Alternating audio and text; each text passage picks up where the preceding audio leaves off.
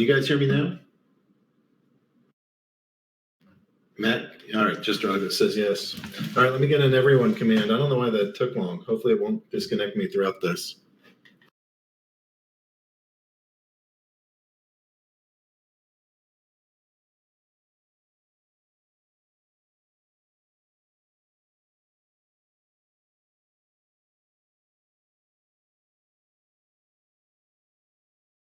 All right, let me get OBS fired up and I'll get us started. All right, good afternoon, everybody. It is 2 p.m. Eastern Standard, or maybe it's Eastern Daylight Time on March 19th, 2021. This is the Splinterlands AMA. This is the voice of Agrode, one of the co-founders. The other co-founder, Matt, is here. Matt, do you want to go say hi? Hello, hello, everybody. Am I coming in all right on the recording? Nope, I screwed up because I'm the worst DJ ever. All right, let's try that again. Now I can hear your show. Okay, hello, hello, everybody. Perfect. So we're here to go answer questions from the audience. We're here to go give a little update on roadmaps and what we're working on, and just kind of share some of the stuff happening in the Splinterlands, which is basically nonstop awesomeness these days, frankly. Okay, so Matt, is there anything you want to do to kick off or get started, or should we dive into questions first? What do you want to do? Yeah, I didn't have anything specific. Obviously, there's a lot of stuff going on, particularly this week. So, I don't know. We can start taking some questions, and then if things slow down, we can just dive into some of those things. All right. I don't like to let the questions get like too far up in the chat. Fair enough. Yeah, I just lost 4 freedoms, or a fighter for freedom. All right, question. I bought a skin for a card and would like to set it as my desktop background. I can't seem to find any way to get a large enough image for it not to be gritty. Is there a way to access skins I've purchased in full size? Yeah, I would say just message me and we can try to get you high resolution artwork for that. Figure out where that is. I mean, in the game, obviously the skins are meant to show on the card in the game, and we purposely keep things kind of small and low res there because it's internet based, and we want to make sure people aren't downloading huge images for everything. But yeah, just shoot me a message and we can try to get the high res version of that for you. Gino Kyo is asking, is the Splinterlands team concerned at all with current state of Splinterlands competition or the current core game, league play, especially in the champion rank? Each season seems to get worse with the lack of people playing, and seems like each season a new champ player decides to be done playing, but no one is replacing them at the same rate. Top 50 players don't even need to be in Champ 1 to receive ranked play rewards. One minor suggestion that makes sense to me would be to require at least Gold 1, Silver 1, Champ 1, etc. to be eligible to receive ranked league rewards, perhaps spurring more play. Yeah, so I am at least, concerned about that. And I think ultimately it comes down to the rewards that are available, right? They need to be, if there are significant rewards available, it will encourage more people to do it and, encourage more people to get the cards necessary to do it. So I think right now, it takes a lot of cards, and especially a lot of the cards that can be more expensive or hard to get to really get up to the top of champions. So it's just difficult or not possible for a lot of players to even get up there. So from our perspective, I look at increasing, how can we make it more, rewarding to be there, which should just naturally get a lot more players up there and encourage more people to get the cards to be up there. So, one thing which is a little more down the road is I think it'll help when Chaos Legion, the next planned set, is released, and we kind of have a modern and a wild format. Because I think in the modern format, where all the older cards aren't able to be used, it won't take as much of a investment. You won't have to get as many cards, I think, to be competitive. So I think that'll help. In the meantime, we do have some things planned that I don't really want to talk about specifically, but that are kind of pretty specifically aimed at increasing the rewards for all players, but particularly those that are higher up in the ranking. It's one thing we had mentioned in our last roadmap post. major thing that we haven't announced yet for Q2 and Q3 of this year, which I'm kind of surprised nobody has asked about. But a major part of that is increasing the rewards for all players, especially at higher levels. So that's definitely on our radar. And one thing that I'll say that will include, or is planned to include, is champion points. So I'll mention, if anyone, for a long time, people have been accumulating champion points and asking what they're going to be used for. So this is planned to be the first time that champion points will be used. So I think, players will be happy to have more of those in advance. Yeah, and from my perspective, there's only one number that matters, and it's how many players are in the game. And when you break it down, players that are in champion are more valuable to the ecosystem than brand new players that are just starting in novice.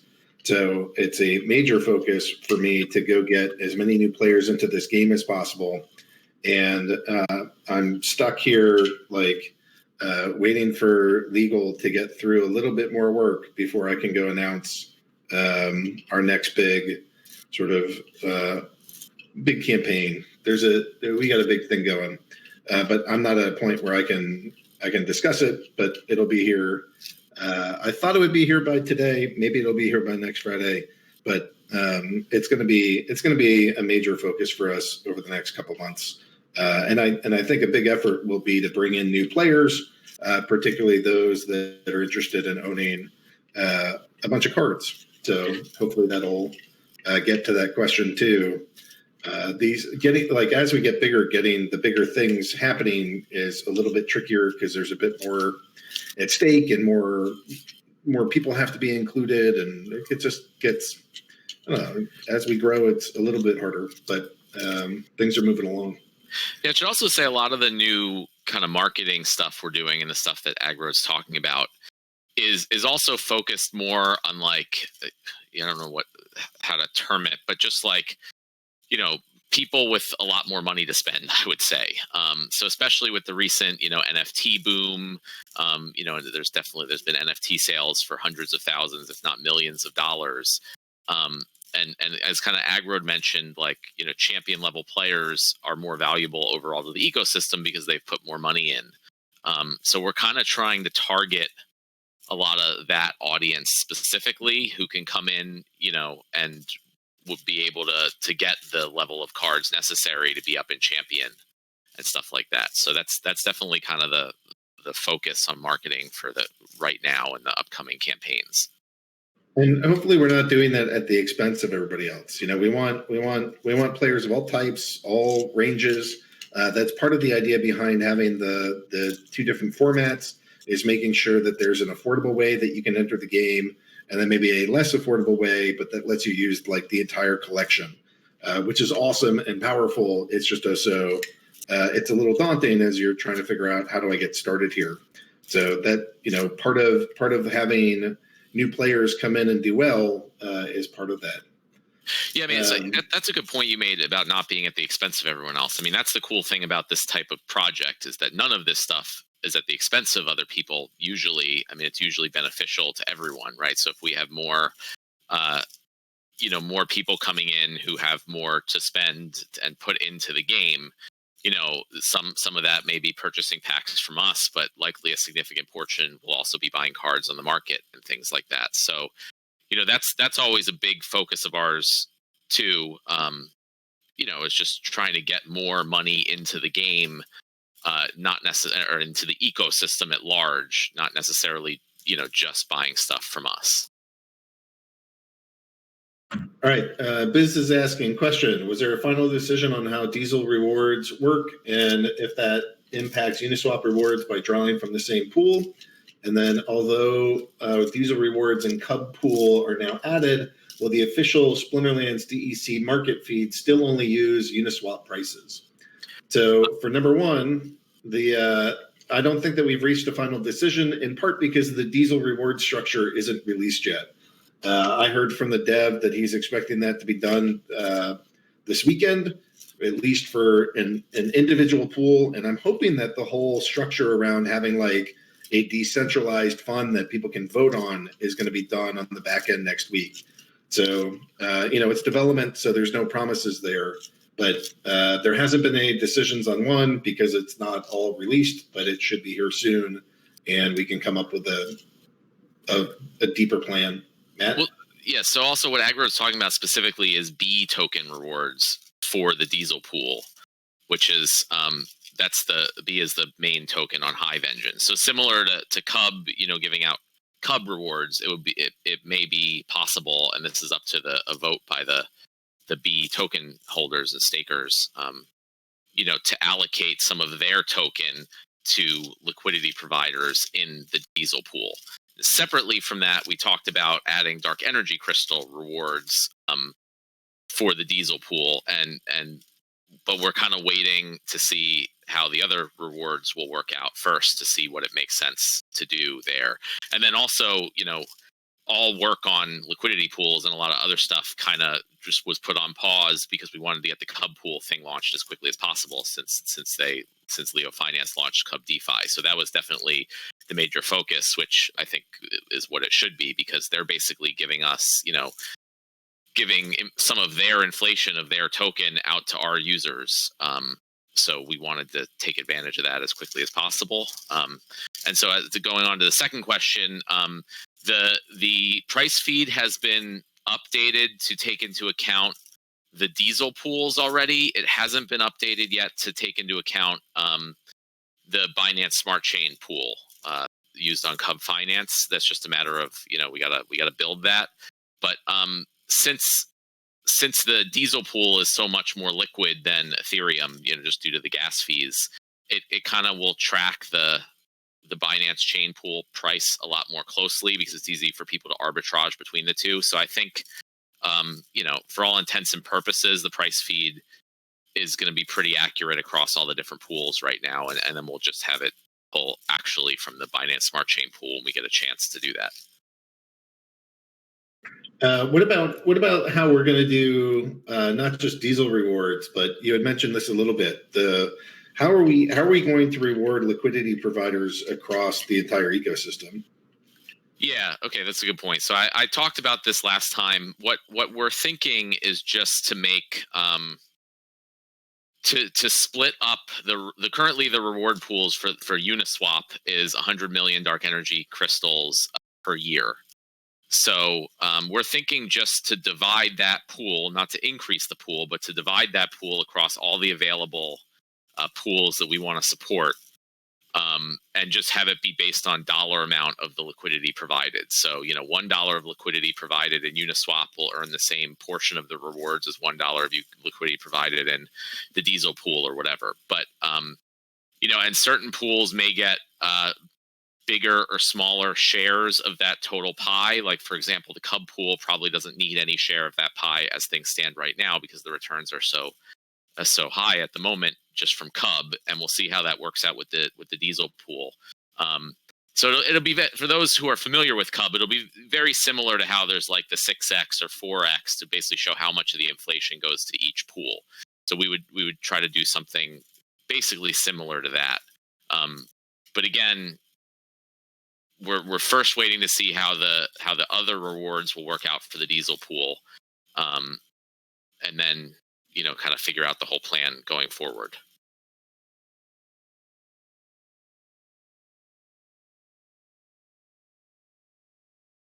Aggy, you there? Oh, sorry. I forget I'm on push to talk. I'm looking at Blackheart. What seed+A roll that you have? It's from the seed germinator thing. Maybe that's no, that's for investors. I think that's for people who invested. Yeah, that's correct.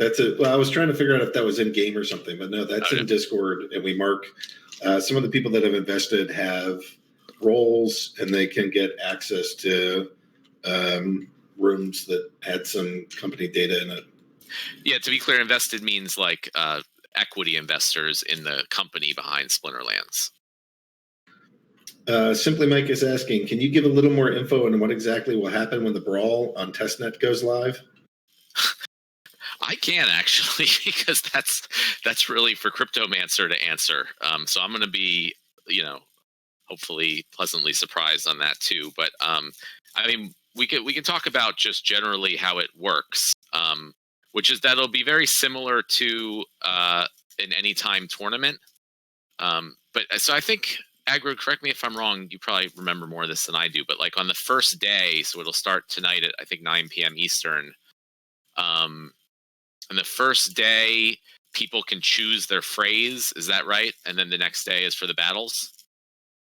Yeah, so it's a 3-day process. Day one, you're viewing everything, and you and your team are working together to figure out who's going to combat at what different fray.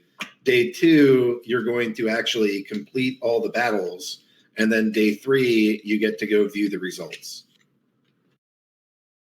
Yeah, so I guess tonight at 9 Eastern, it should let everyone in the guild start entering different battles. And so that what a fray is just a different battle with different parameters. So there'll be one, it might be like gold cards only and no level caps, or it could be, any cards but bronze league level caps.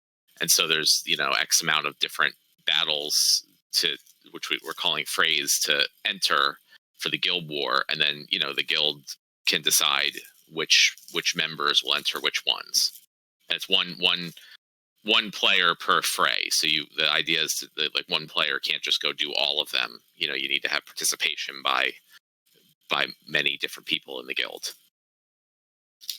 So you'll have your anytime tournament, and it's anytime tournament structured, but now you have to communicate with your guild who's going to take what level. I have these level cards. I'd like to participate here.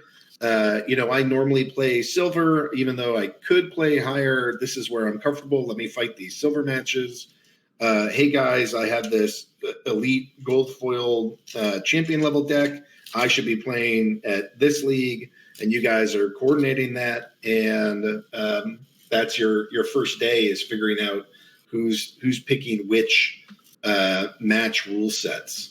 Not the individual like combat rules, like extra armor or something, but like, the gold, what tier, what kinds of cards are allowed, that sort of thing.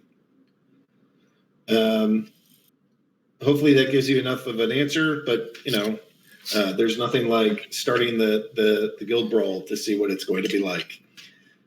Next up, Byzantinus is asking, what's the update timeline for the horror promo pack? And then how viable is it for Splinterlands to introduce horror alt skins for the 6 cards featured? I don't know if Carrie answered later, but I think they've been minted, and hopefully she'll have a couple days now. Sometime between now and early next week, we'll actually get those out. And then how viable is it for Splinterlands to introduce horror alt skins? So we don't have the rights to do that, but that is something that we could go talk about. And as tribes get NFTs added to them, maybe that's something that's even handled at the splintertalk.io site. So not quite sure the full plan there, but I don't know. I'd have to talk to them to know if they will allow their art to be in our game as well. Other thoughts on that, Matt?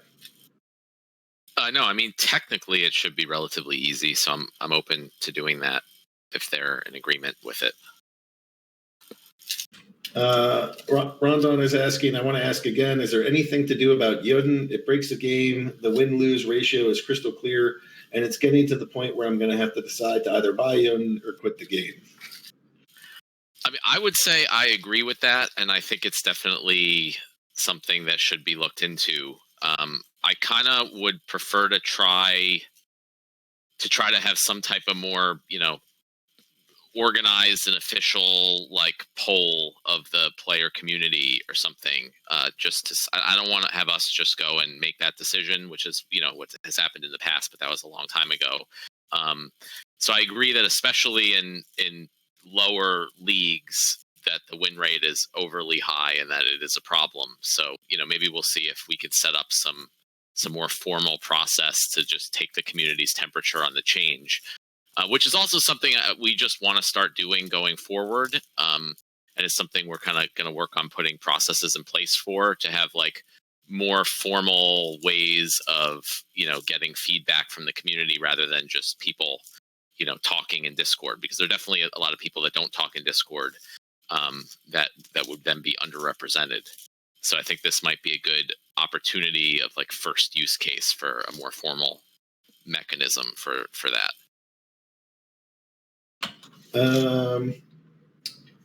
Question for, and I agree with what Matt just said there. Biz is asking question for Aggy, when Brawler. So I said I would do it when I got the tournaments up. I just got the tournaments up today, so there's another month of tournaments available now. But I didn't get to Brawler in the time that I had. So that's on my list. Hopefully I'll be able to start building a couple for this weekend. But again, I still lost the tournament. I don't know, like some browser cache clearing thing killed my tournament. So I can get that back for you also. Okay. Yeah, I need to go do that with you. But the like getting all the tournaments was a higher priority. So we have a month now, and it's next up on my list to go get the Brawler done. Coronavirus is asking approximately how much dark energy crystals from pack purchases is allocated towards tournaments. Where are the rest of the dark energy crystals going towards? Well, dark energy crystals from untamed pack purchases, all of that goes to Splinterlands. We're the ones who sell packs, so it's no different than if you buy them with, Bitcoin or PayPal or whatever. So, we use those dark energy crystals, and we have also committed and still plan to keep a certain dollar value of tournament rewards, roughly every week, and we keep doing that. So most of the dark energy crystals that we get, if not all or even more than we get from pack sales and stuff and land sales, go to the tournament rewards. So they're basically given out to the players. But officially, there's the 5% market fee, which is 100% always going to tournaments. And then also whenever dark energy crystals are used to buy things like what are they called, dice and other stuff that's dark energy crystals only, all the dark energy crystals are burned except 5% also, which goes into the tournament prize pool. So those are the two places that specifically go into the tournament prize pool, and then we use whatever additional DEC we've gotten. Sometimes we need to buy more on the market to just fund the level of prizes that we've committed to.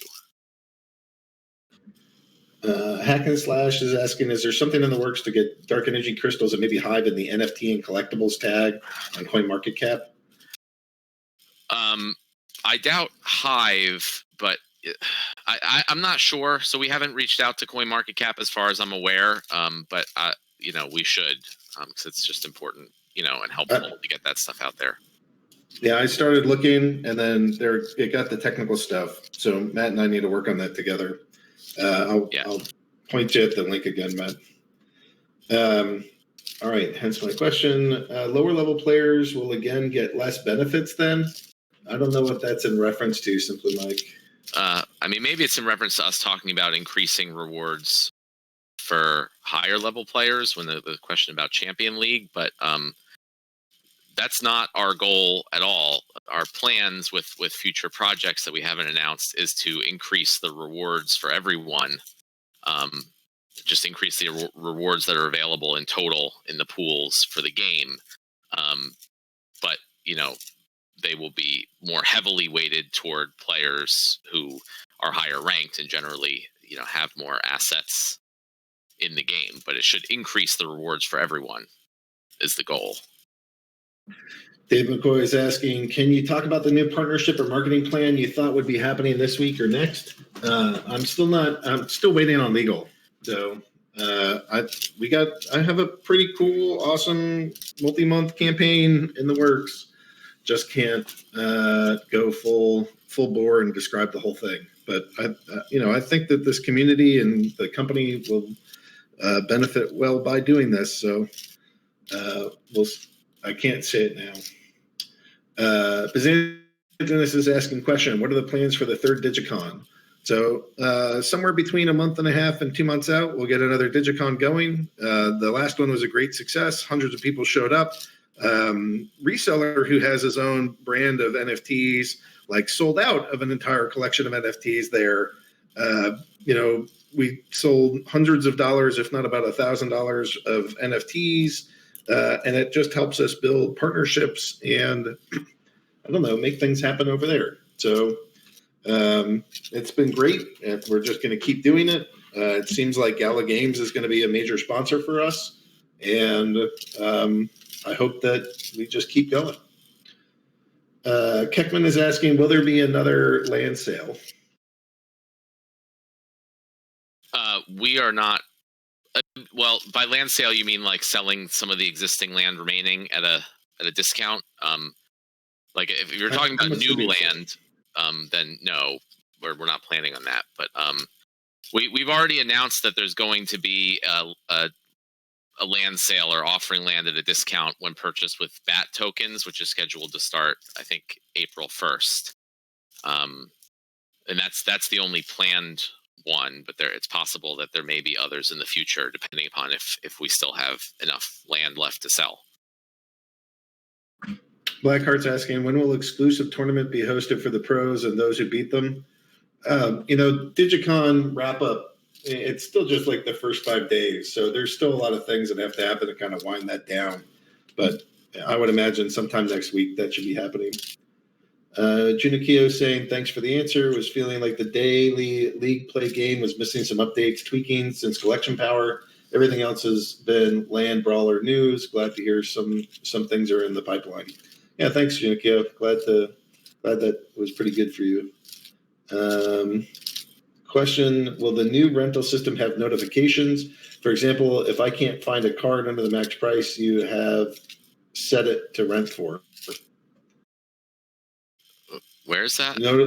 I'm seeing, this is the Monkish Penguin. Oh, sorry. Today Yeah. at 2:10. Yes, the plan is to have notifications, not just for the rental system, but, just for regular market purchases and sales and things like that.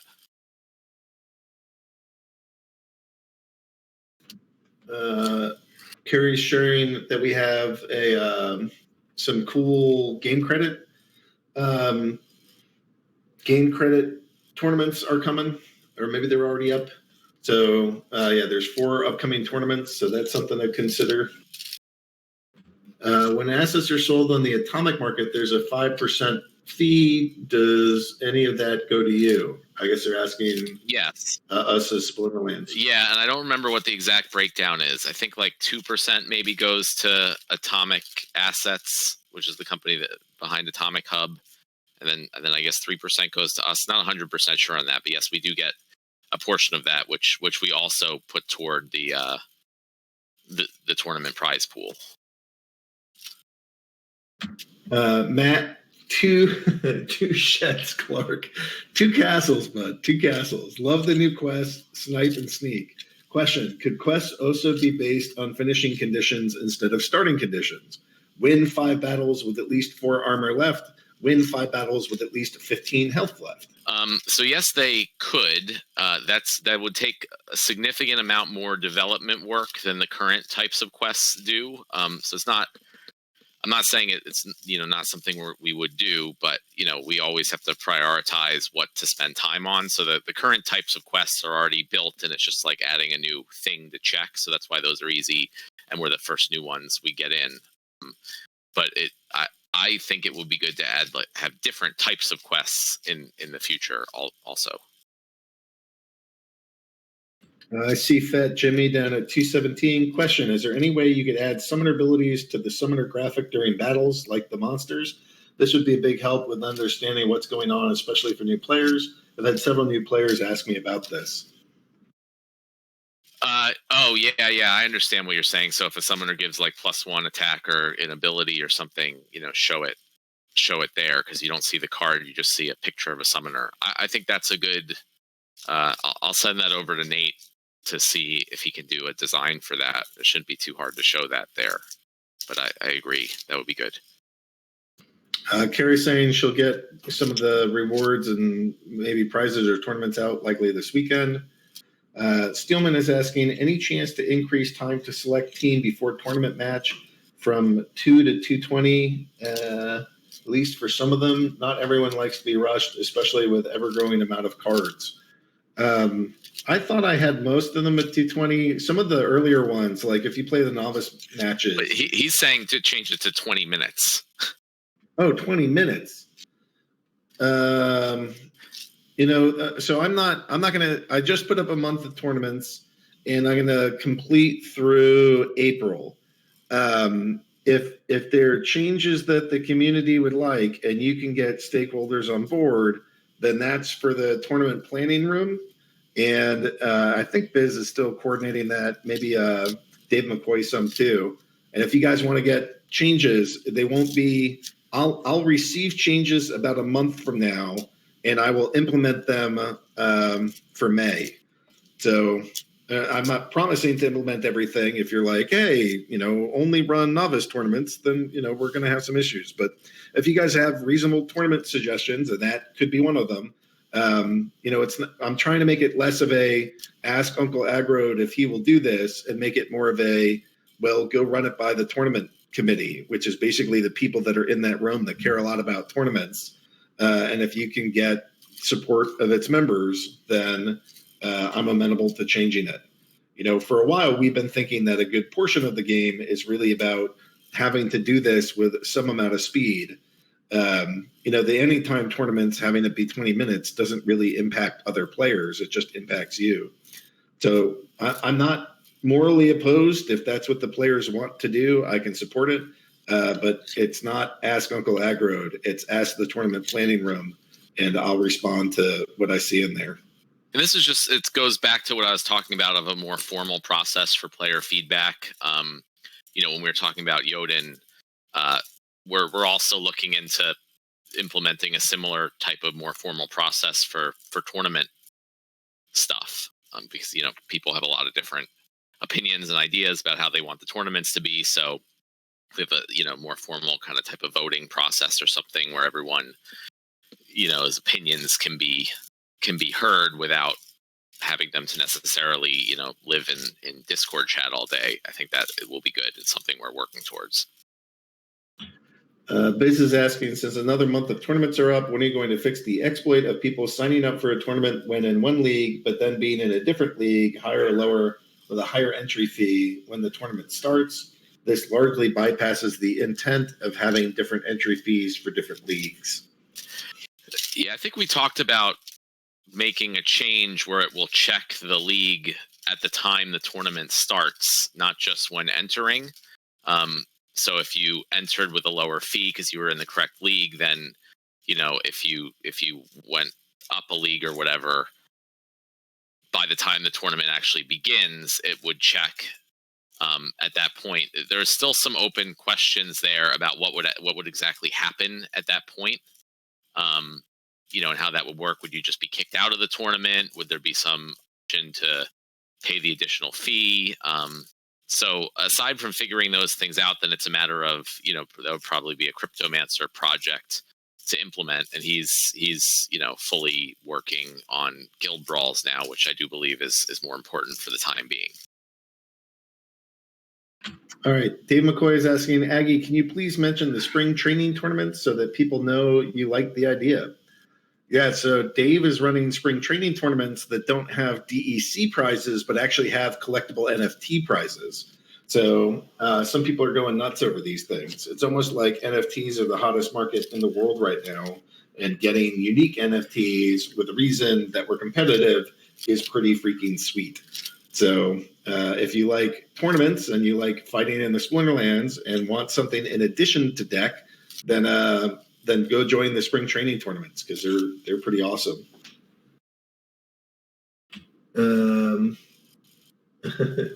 Bragger's asking a funny question. Cheaters will be caught tarred and feathered. Is that a promise? We won't actually tar and feather people. Although she's saying he has plenty of tar and feather. Okay, what else?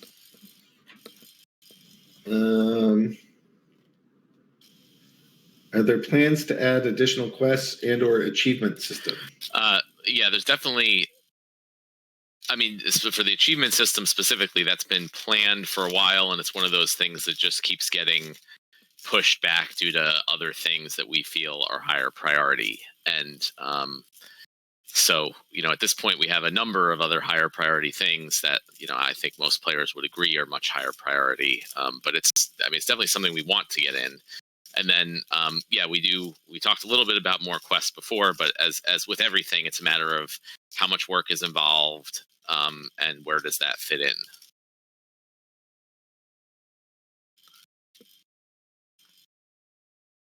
Okay. Biz is asking, so with the Guild Brawl, what are the main benefits in participating other than bragging rights?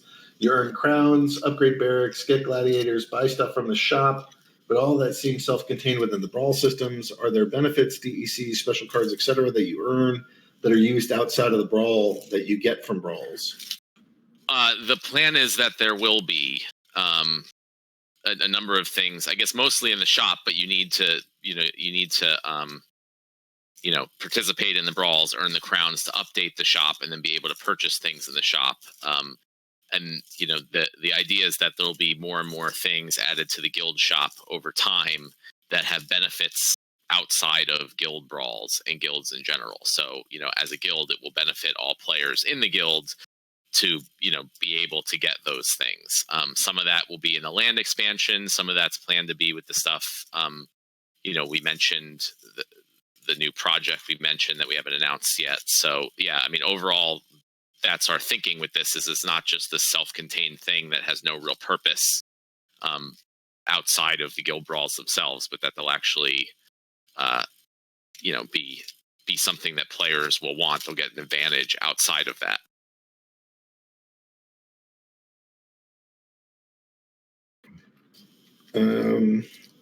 Question, can you discuss how many new players are joining? I know we've seen a big increase in the last 30 days joining our Team Possible guilds. Yeah, thanks for the softball, Dave. Let me go pull up the chart. So things have been going pretty well. So signups average per day is 309 for the first 18 days of March.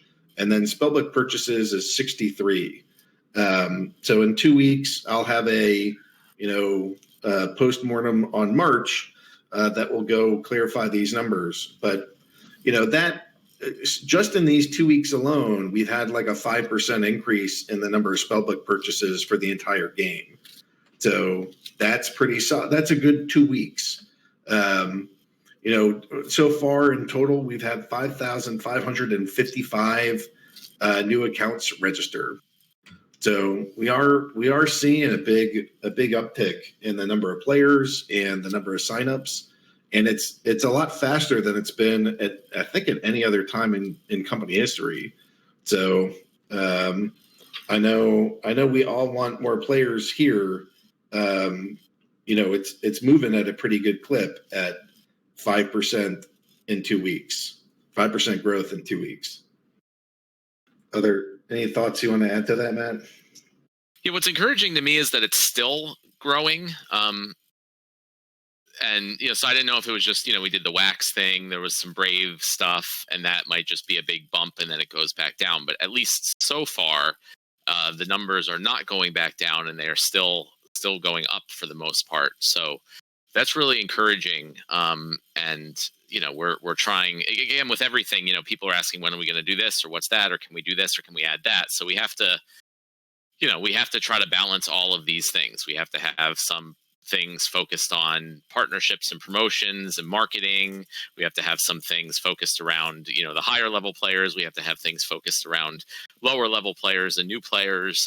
So there's just kind of, almost unlimited stuff to do, really. And we just have to boil it all down to what are the most important things with the ultimate goal of growing the game. Right. But and from growing in the game perspective, you might think, we just should focus completely, on marketing and new player retention. But, that also, if we just focus on that, then things aren't, as good for the players who bought in a long time ago and have put a bunch into the game and are in the higher leagues. And that's not good either. So ultimately, we just want more money and more people coming into the game, and that should hopefully be a cycle that grows on itself. Other people will see asset values going up, hopefully some big purchases, some that can like grab attention, and that will encourage more people to join, etc. And that also increases rewards, right? More money coming into the game, more rewards are available to be earned, so it means people are more incentivized to try to get more cards and try to move up. So that's what we kind of have on our plate at a very high level overall, is like, here are all these different focus areas, and we just need to pick and choose what projects we're going to do in which areas and when, and what resources we have to work on them and all that stuff. So definitely not a simple task, to say the least. I did miss Hack and Slash's question. No offense was meant. Just scrolling through. He was wondering if there could be a separate new quest so that there could be 2 or more quests each day to complete. I mean, it's not something we had planned. And again, with what I just talked about, it's a matter of, do we want to spend the time doing that? And, do we think that specifically is going to help promote our goals? So I think that might be cool. But aside from that, I'm not sure that's going to be a high priority. Question. This might be sass, but it's actually a fun question. When lands come out, will there be a serf system or anything like it added? Your monsters and your summoners were going to work the land. So maybe that's a sassy question, but that's your cards are going to be the like hardcore workers to help that your property earn as much as possible. Anything else to add? Yeah, I'm not sure what exactly is meant by a serf system, so it sounds like you do, so I'll leave that to you. All right. Question. What is the current status and availability of promo codes? New players always ask for them, and it sounds like there's been a few ways to get promo codes for free spellbooks lately. Question. In prior weeks, people have been asking about the status of the new developer. Aggy and Matt, are you willing to give an update? I was actually just asking him, who happens to be in the audience, if he has a mic and if he'd like to talk. So, Matt, unless you have an objection, I was going to go allow him to introduce himself and say hi to the people. So we have brought on a new developer onto the team, someone that I hope is going to be a more leadership role of the development work, to take some of that off my plate. So I can also focus on other things like company stuff, marketing stuff, and most importantly, game design stuff. But that'll take a little while. We didn't really, prep him to talk beforehand, so I'll leave it there. But yeah, we're also looking to potentially hire more people, in the near future, which has kind of always been the plan as part of, raising money with the land sale and some other things we're doing. So, our hope is to grow the team pretty significantly over the course of the year to help, try to be able to do more and more of the stuff that we want to do and that you guys want. Call me Tim. Do you want to go step up to the mic for a moment and at least introduce yourself, give a little bit of a background, and we'll keep it light and friendly for now, but maybe after a couple more weeks, we can get into the nitty-gritty of what you're working on. Sure. Am I live? Yeah, you're live and coming through clear. How are things? They're good. You can call me Tim, as my username suggests. It's first week, and I'm really excited to be on board, really excited to learn more about the community and get more involved with the community and the evolution of the game and the company. So not much more to say than that. Do you want to give any bit of background? Are you Sure. What are you bringing to the table? What are you? Matt and I are pretty excited that you're here and working with us. Give our players some sense of that, please. Yeah, sure. I mean, so I've been in software development for quite a long time. I've worked in a lot of different industries and a lot of different verticals. The common thread probably across all of them tends to be large scale systems, large distributed systems. And my roles have varied from leadership roles to architecture roles to development, hands-on development roles. So I tend to be hands-on no matter what I'm doing, and then the other things kind of depending on the needs of the role in the company. And I've worked in you name it, I've worked in it. So I've worked most recently in IoT. I've worked in digital marketing, and personalization, and a bunch of other industries as well. Any particular reason why you're excited to work for Splinterlands? Like, what is it? The game? Is it the blockchain? Is it crypto? What got you? You with a guy with as much experience and code knowledge and capabilities as you have, you get to kind of write your own ticket. What was it about Splinterlands that made you say, "This seems like a really cool, fun project that I want to be a part of"? Yeah, well, you just said it at the end there, but I'll elaborate. It's a really cool project and product, and I'm really excited to be involved with it. I try to kind of reinvent myself from job to job, so I don't like to do the same thing twice. So I'm usually looking for the new, interesting challenge to kind of force myself to learn and grow, and then hopefully bring a bunch of skills I've acquired along the way. So blockchain is really interesting space. Obviously, don't need to tell probably anyone on this that it's a really interesting space. I've had some intersection with blockchain in the IoT space before, but nothing significant. So getting involved in something that's so attached to so part of that ecosystem is really exciting. I'm a gamer in my background, in my personal life. I love games of strategy in particular. So I'm a big board gamer, strategy board gamer, and I've done plenty of collectible card games in my past as well, and a lot of interest there. So it's just a really interesting spectrum of opportunity, including some really cool people like yourselves, like you and Matt, and some, I think, really interesting time for the company as well. So. Awesome. Well, glad to have you here. Thank you for joining the company. Oh, you're getting some questions from Biz. So what are your favorite strategy board games, and what's your favorite collectible card games? So my CCGs are probably mostly limited to Magic the Gathering. So I've been in and out of that ecosystem a couple times, currently out. Occasionally I'll crack some packs and do some drafts, but that's about it. And then I've done some living card games, which similar but different economic model, I guess. Like Lord of the Rings living card game and things like that. Board games, I'm all over the place. I have personal collection in the couple hundred games probably. So anything in the BGG top 100, if you know what that is, I probably have played it at least, maybe own it. Board Game Geek, and so things like Terraforming Mars and Quaxquendlingberg, and if your background, if you're listening in now and your background is games from when you grew up, and that was Monopoly and Risk and Clue, not so much those games, but more what they call kind of designer board games. The Euro games collections. All right. So that's pretty awesome. Glad to have you on board. I'm really looking forward to freeing up Matt some for us to be able to get even more stuff done around here and have another hand that's really senior and has done a lot out in the space. So it'll be great to have you, and thanks for joining, Tim. Yeah, absolutely. Thank you. All right. So I did skip over Biz's question. It just fed into the Call Me Tim introduction. He said, I didn't talk about the availability of promo codes. Generally speaking, we don't hand out promo codes. Every now and then there are some events. There was like a paid event or a registered event where you had to get in with your email address, and I handed out a bunch of promo codes for that.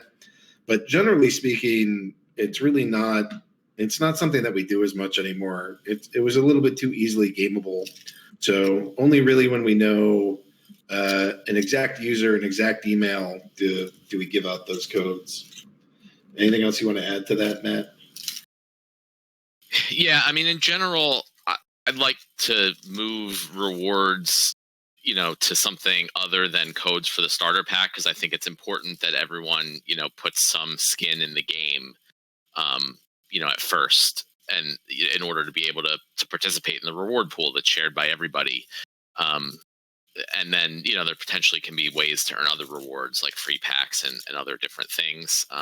We still, you know, do reward codes for certain things where it makes sense, but like Egrod said, when we're just giving them out, it just ends up with being people, you know, trying to just grab as many as they can to make alternate accounts, which we don't want. So we're trying to be pretty, you know, closed up on those. So a little bit of housekeeping. Is there a time that you want to do this next week, Matt? I don't know. What did we do recently? What haven't we done? I don't think we've done a morning one that Yeah. recently. All right. It seems we go like morning, midday, evening, midday, morning. So I guess next one will be a morning.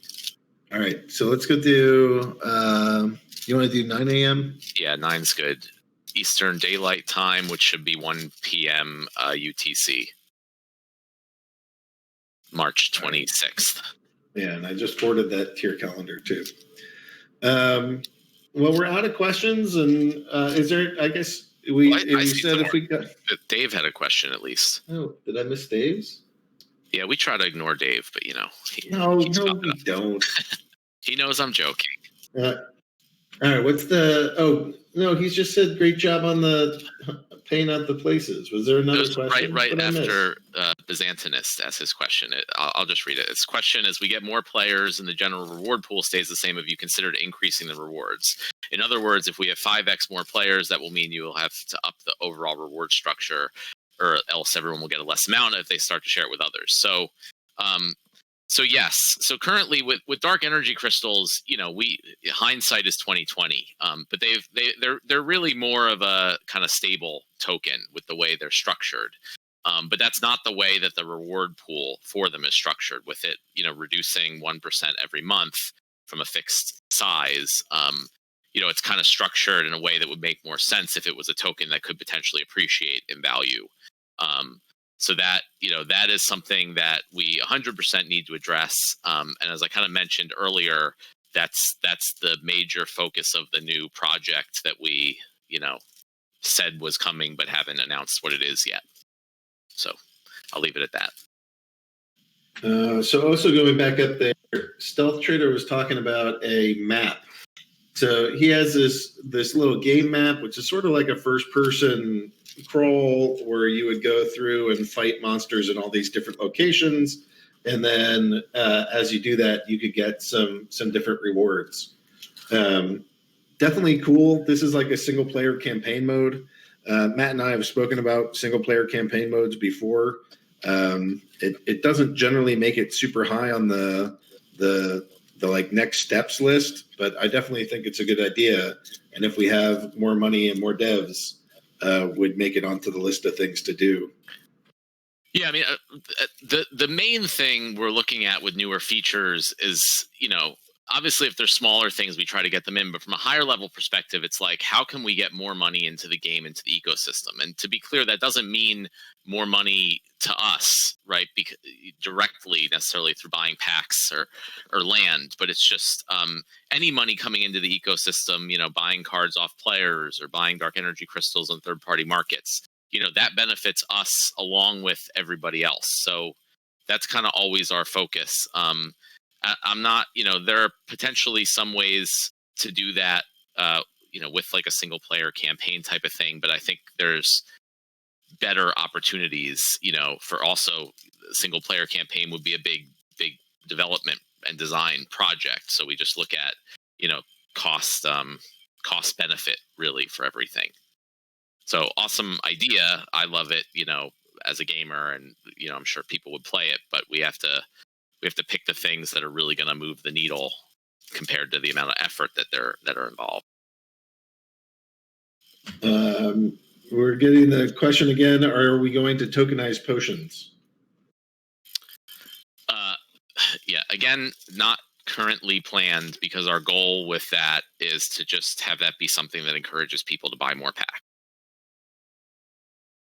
So we want you to get some of these potions and then turn around and say, hey, I get all these, I should use them for something. You can get a pack from somebody else and use your potions that way and sort of liquidate your potions by offering that as a service. So there are workarounds, but it's not amazingly convenient, and it's better to just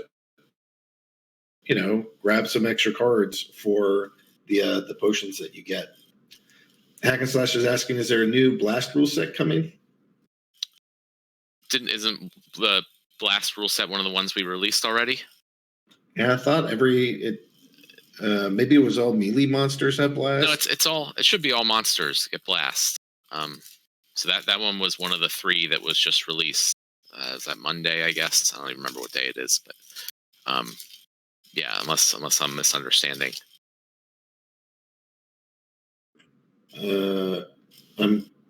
Some people haven't seen it, and but some people are saying, maybe it didn't get set to active. That could be a mistake on my part. So Byzantinist, let me know about those things if it wasn't set to active. So yeah, okay. They will be coming, and they will be set to active probably right after this call. Now that I realize it seems like they're not. Sorry about that. Anything else kind of big picture that you want to talk about before we get just a couple minutes here? But we are out of questions, so it's probably a good time to wrap up. But if you have final thoughts, Matt, let's address whatever.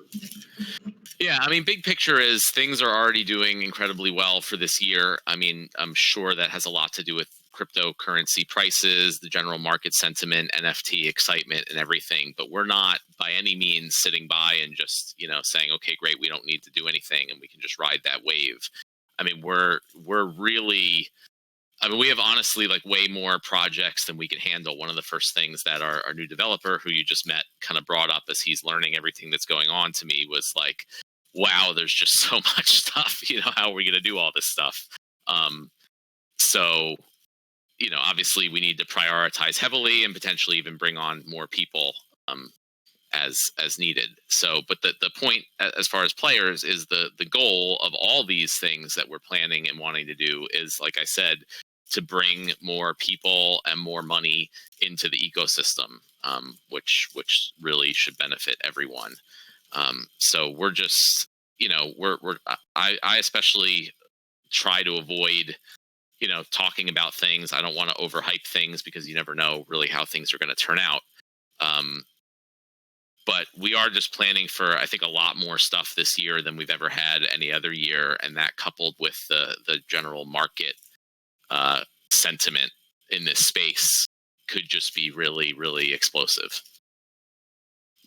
Yeah, I mean, I think we have Matt and I are still keeping a couple of these things close to the chest, and it's not our preference. It's just kind of what we got to do. But we have a couple of cool announcements that are hopefully not in the way far off distance, but are pretty soon.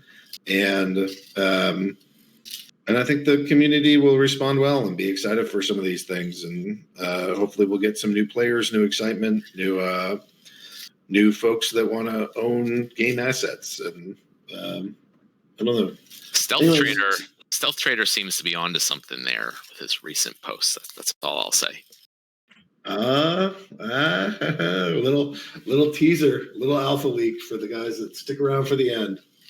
All right, guys. When wax Hive bridge to better use both markets more smoothly? Yeah, I was actually asking about that last week. We have 6 bridges that we want to work on and only so many devs. But yeah, getting wax both for NFTs and then also just for wax itself is actually on my list with the Hive Engine hat on. Yeah, that's just Hive Engine specifically. Yeah, that is Hive Engine specifically. All right, so let's go close this down for now. Thank you, everybody, for being here. Thank you for paying attention. Thanks for participating in our game. Welcome some new players. Welcome our new dev. And life is pretty exciting and good. So we'll be back next week and have some good times. Good luck in the battles. There's a whole month of tournaments up, so explore those. And thanks for being part of our Splinterlands ecosystem, and many blessings of a wonderful weekend. Thanks, guys.